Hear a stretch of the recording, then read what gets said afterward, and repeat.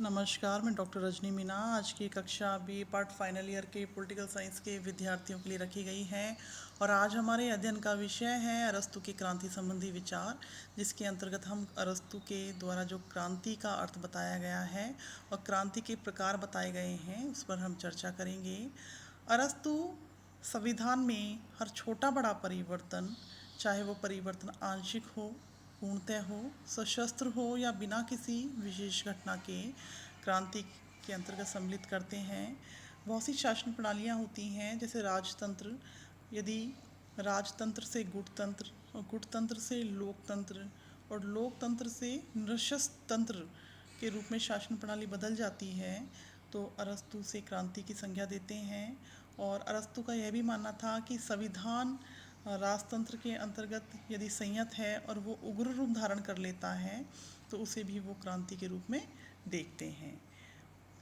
राज्य सत्ता के अंतर्गत होने वाले परिवर्तन को भी अरस्तु क्रांति के रूप में देखते हैं। सत्ता एक पक्ष से दूसरे पक्षों के हाथों में जब चली जाती है तो उसे भी अरस्तु क्रांति के अंतर्गत सम्मिलित करते हैं।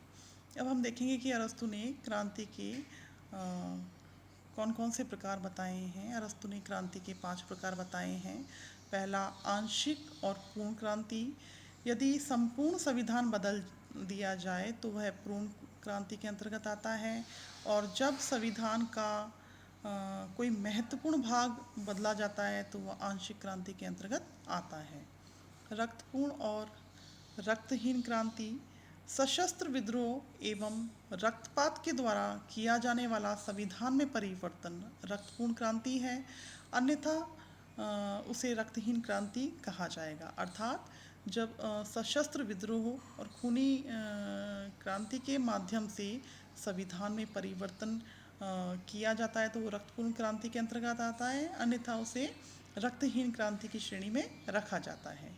व्यक्तिगत और गैर व्यक्तिगत क्रांति। जब किसी महत्वपूर्ण व्यक्ति को हटाकर संविधान में परिवर्तन किया जाता है तो व्यक्तिगत क्रांति कहलाता है, किंतु शासक को बिना हटाए और बिना बदले संविधान में किए जाने वाले परिवर्तन गैर व्यक्तिगत क्रांति की श्रेणी में आते हैं।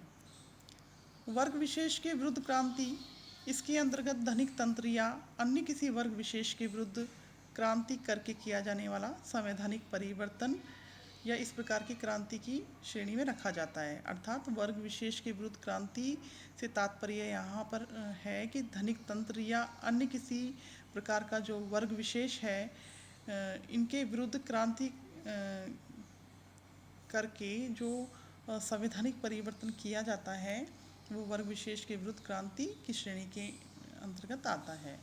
वैचारिक क्रांति। जब किसी राज्य में कुछ वक्तागण अपने भाषणों या शब्दजाल द्वारा राज्य में क्रांति ला दें तो इसे वैचारिक क्रांति की श्रेणी में रखा जाता है। इस प्रकार से हम देखते हैं कि अरस्तु ने जो क्रांति के 5 प्रकार बताए उसके अंतर्गत उन्होंने क्रांति का व्यापक स्वरूप बताने का प्रयास किया, और जो अरस्तु ने क्रांति संबंधी विचार दिए वो वर्तमान संदर्भ की तुलना में व्यापक अर्थ रखते हैं, क्योंकि अरस्तु संविधान के अंतर्गत कोई भी परिवर्तन हो या राज्य सत्ता के अंतर्गत किसी भी प्रकार का बदलाव हो सभी को क्रांति के अंतर्गत सम्मिलित करते हैं। आज की कक्षा यहीं तक। धन्यवाद।